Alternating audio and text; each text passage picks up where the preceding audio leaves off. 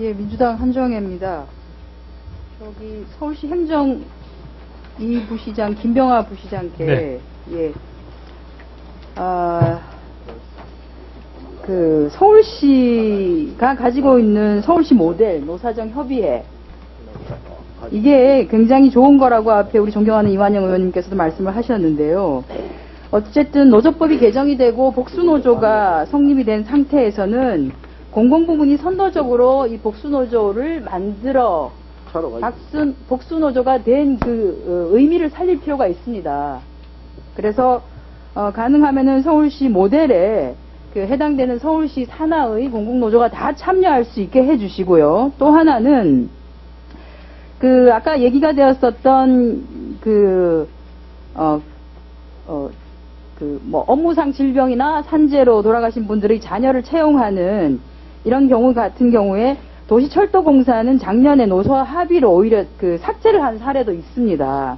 그런데 이거를 서울시는 실질적으로 노사 교섭의 당사자가 아닙니다. 그래서 서울시가 나서서 이걸 갖고 있어라 마라, 단협을 개정해라 안 해라 이렇게 할 수는 없어요. 그런 것들을 어디서 논의를 해야 되냐면 그야말로 서울시는 판을 펴주는 이런 노사정 모델을 통해서 이렇게 논의를 하게끔 해주는 거예요. 그게 서울시의 역할이에요.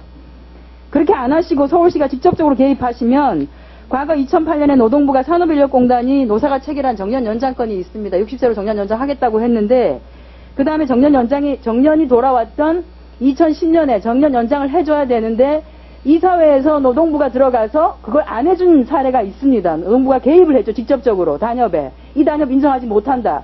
그게 법원에 가서 패소했습니다. 그러니까 상급단체가 상급기관이 관여를 했을 때 어떤 부작용이 나오는지를 아시고 노사관계에서는 직접적으로 단협을 체결하는 노사관계를 잘 유지할 수 있도록 모든 대화의 당사자가 되는 사람들을 최대한 많이 끌어들여서 대화가 이루어질 수 있도록 그 지금 얘기가 되고 있는 서울 메트로의 국민노총이나 또는 5678 철도, 도시철도의 도시철도공사의 그 도시철도공사 통합노조나 다 포함할 수 있도록 이렇게 논의를 좀 해 주십시오.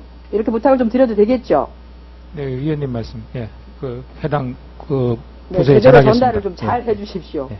예, 그래 주시면 좋을 것 같고요. 그 다음에 윤갑환 사장님 나오셨죠? 예, 윤갑환입니다. 네. 장관님께서 노동부는 기업에도 노동자에게 도움이 되는 방식으로 통상임금 풀어가려 한다라고 말씀을 하셨는데요.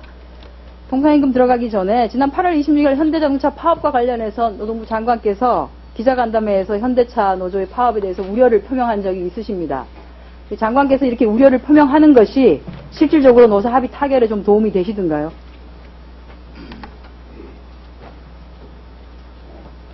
네, 알겠습니다. 자, 그러면 또 하나 이제 통상임금으로 한번 여쭙겠습니다. 현대자동차는 노동부 지침대로 통상임금 관련한 지금까지 임금을 지급해 왔습니다. 그죠? 네. 그런데 그 사이에 여러 개의 판결이 존재했습니다. 여러 개의 판결이 존재했는데도 그 사법부의 판단을 따르지 아니하고 기업이 사법부의 판단을 따르지 아니하고 계속 노동부의 지침을 따랐었습니다. 그죠? 왜냐하면 노동부가 지침을 계속 고집을 했으니까. 만약에 일찌감치 기존의 법원 판결을 확인하는 지침으로 노동부가 변경을 했다라고 하면 지금 통상임금과 관련한 이런 논쟁이 얘기거리가 될까요?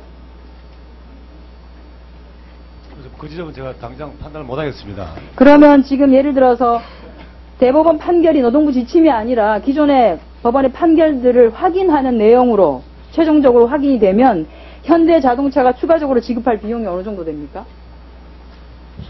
저희들 임금 소급 3년분 포함하고 금년도 물가 인상 여러 가지 고려했을 때 한 13조 2천억 정도 지금 판단을 하고 있습니다. 그 정도면 회사에 무리가 가는 거죠. 상당히 무리가 옵니다. 예. 그럼 애초에 법원 판결대로 제때 지급했다면 지금 회사에 무리가 갑니까?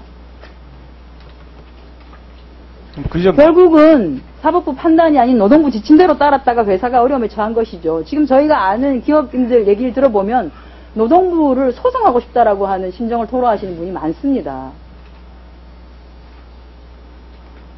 아까 우리 이동근 대한상의 부회장님도 그런 비슷한 발언을 하셨잖아요.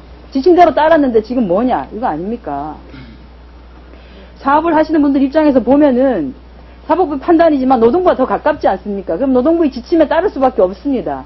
즉 다시 말해서 노동부 지침이 결과적으로 사업장에 어떤 영향을 미치는지를 판단을 잘 하셔야지요. 지금 전공가나 전교조에 대해서 하시는 판단이 과연 우리 사회의 노사관계를 위해서 잘하고 있는 판단인지 고민하셔야지요.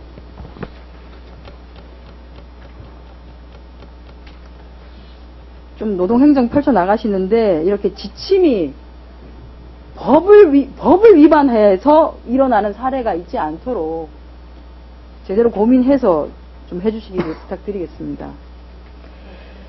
네, 윤갑한 그렇게 해주실 거죠?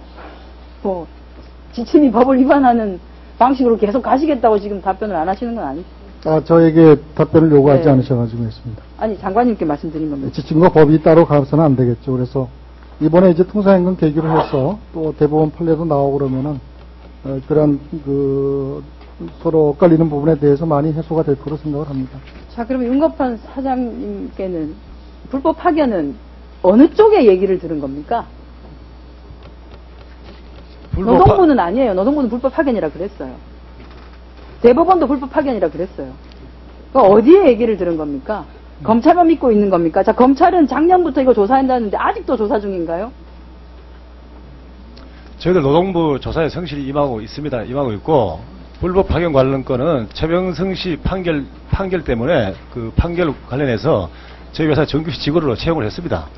역대 현대차가 불법 파견 관련해서 나오신 게 언제부터냐면 2005년부터입니다.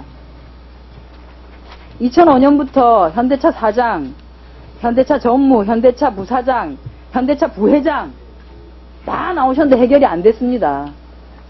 그리고 작년에 부회장께서 나오셔서 우리 현대차에 불법 파견자 있다. 최병승 한 명 아니다. 이렇게 하셨어요. 근데 최병승 한 명 그렇게 달랑 정기적으로 채용한다고 하시고 그냥 그게 면피가 되는 겁니까? 말씀하신 게 이해를 하는데요. 지금 그 문제를 해결하기 위해 가지고 뭐 저희들 우리 저 노조 그다음 비정규직 노조 이거 이제 오자 이 회담을 아주 성실히 그러면 그 비정규직 노조 또는 노사협의 통해서 추가적으로 어쨌든 정규직으로 전환하는 게 합의가 되면 지금 말씀하시는 3,500 플러스 계속적으로 전환하실 의향이 있으신 건가요? 일단은 당장 중요한 게 3,000 아니요, 거기에 대해서만 답변을 해주십시오. 지금 협의를 하신다고 하셨으니 예. 협의가 되시면은 비정규직을 정규직으로 전환할 불법 파견을 해소를 할 의향이 있으시다는 겁니까? 그것만 예, 아니오로 답변을 해주십시오. 전환의 저 단어에 대한 해석은 별도로 판단이 필요한 이 거고요. 답변이 안 되기 때문에 정몽구 회장을 요청을 한 겁니다. 와서 답변을 못 하지 않습니까? 지금까지 정무, 부회장, 사장 다 왔는데 누구 하나 제대로 답하는 사람이 없잖아요. 의원님 제가 답을 드리는데 말씀을 제가 뭘 물었습니까? 말씀하시면 지금 제가 답을 교섭하신다고 하셔서 예. 자, 교섭에서 노사 합의돼서 비정규직 정규직으로 전환하는 거 전향적으로 되면은 3,500 플러스로 하실 의향이 있냐고 물었습니다. 그때 가서 판단하겠습니다. 안 한다는 거하고 같은 거 아닙니까? 그때 가서 판단하겠습니다. 이 울산 저희들 저 사내 인력 운영에 대해서는 다 제가 책임지고 가겠습니다. 제가 이 회사 대표회사 사장입니다. 됐습니다. 글쎄요, 사장님이 얼마나 뭘 많이 하신지 모르지만 작년에 부회장이 오셔서도 안 되셨고 결국 그분은 또 갈리셨죠. 이동근 부회장께 여쭙겠습니다. 작년에 제가 질의하려고 했는데 못해서 올해 다시 빼가지고 왔습니다. 앞으로 나와주세요. 대한상의에서 인력개발사업단이 갖는 위치는 뭡니까? 대한상의 소속으로 그 인력개발 그 직업훈련을 담당하고 있는 대한상의가 인력개발사업단에 무엇을 지원해주고 있습니까? 대한상의가 직접적으로 지원한다는 것보다는요, 그 직업훈련을 하면 그것을 취업하는데 연결하는데 더 큰 도움이 되고. 대한상의는 인력개발사업단으로부터 돈을 받고 있죠. 오히려. 그 임대료는 받고 있습니다. 임대료를 받고 계시죠? 네. 그것은 재출연을 한 거는 하나도 없죠. 투자를 꼭 안 했다는 것이 아니고요. 그 대한상의에서 인력개발론을 운영하는 취지가 그 민간 수요에 맞는 훈련을 해가지고 그것을 또 취업에 연결시키는 데 민간 주목적이 수요에 있지. 맞는 훈련을 하기 위해서 대한상의가 인력개발사업단과 네. 같이 논의를 하시는 게 뭐가 있습니까? 전혀 없습니다. 아니 대한상이 전혀 뿐이 없으시고 아니고, 예, 예. 03년에는 시설 장비비 감가상각 충당금 적립금 505억 원을 가지고 대한상이 건물 사시겠다고 건물 매입에 사용하다가 07년에 국회에서 보조금법 위반으로 들키셔가지고 그죠? 그거 다시 노동부는 자산을 처분해서 시설 교체나 장비 구입 투자하겠다고 답변을 했는데 이행을 하지 않았고 다시 이게 문제가 돼서 2010년 국감을 앞두고 국회에서 문제 제기하려고 하니까 노동부는 근로자 직업능력 개발법 시행령 개정을 통해서 대한상공회의소를 공공단체에서 싹 빼버리셨어요.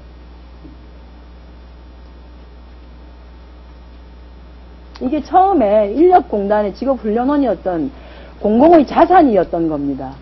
대한상인은 실체가 없는 조직이에요. 대한상인은 건물도 없습니다. 서울상위에 그냥 새 들어있는 조직입니다. 대한상이가 제대로 역할을 못 하시잖아요. 인력개발 사업단을 사회에 다시 환원하실 생각이 없으세요? 이게 좀 제대로 쓰여질 수 있게끔 하기 위해서. 왜 대한상이가 그렇게 붙들고 있습니까? 대한상이가 해주는 것도 없고 아무것도 하는 게 없는데.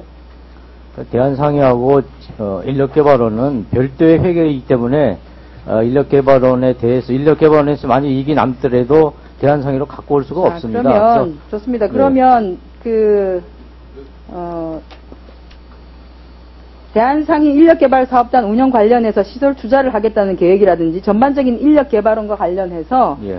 개선 프로그램을 노동부 종합감사가 11월 2일 날 있습니다. 그 전날까지 저희 의원실로 제출을 해주시기 바랍니다. 만약에 제대로 안 될 경우에는 대한상이가 이 인력개발원을 가지고 있을 이유가 없습니다. 민간훈련기관으로서 제대로 역할을 못하게끔 오히려 대한상이가 방해를 하는 역할을 하고 임대료만 받아먹고 오히려 직업훈련비 가지고 세상에 자기 상위 건물에 있는데 그 자기 조직한테서 돈을 받아먹어요. 대한상이하고 법인이 서울상이는 다르다고요. 예, 법인이 그러니까 다른데. 그렇게 받으시고 다시 재출연을 할 수도 있죠. 그거는 직업훈련 개발비로 나온 돈이니까 그렇게 하지도 않으셨잖아요. 착복 아닙니까? 착복. 고용보험 기금 낸 거 가지고 그냥 착복하신 거잖아요. 대한상이가 거기에 대해서 됐습니다. 다 되셨고요. 예, 이익을 받은 게 없습니다. 계획을 예, 알겠습니다. 써서 우리 의원실로 제출해 주십시오. 예, 알겠습니다. 이상입니다. 왜 한정희 의원님 카랑카란 말씀 때문에 그냥 전부 정신이 바짝 들어서 긴장했습니다. 잘하셨습니다. 다음은 김성태 의원 질의합니다.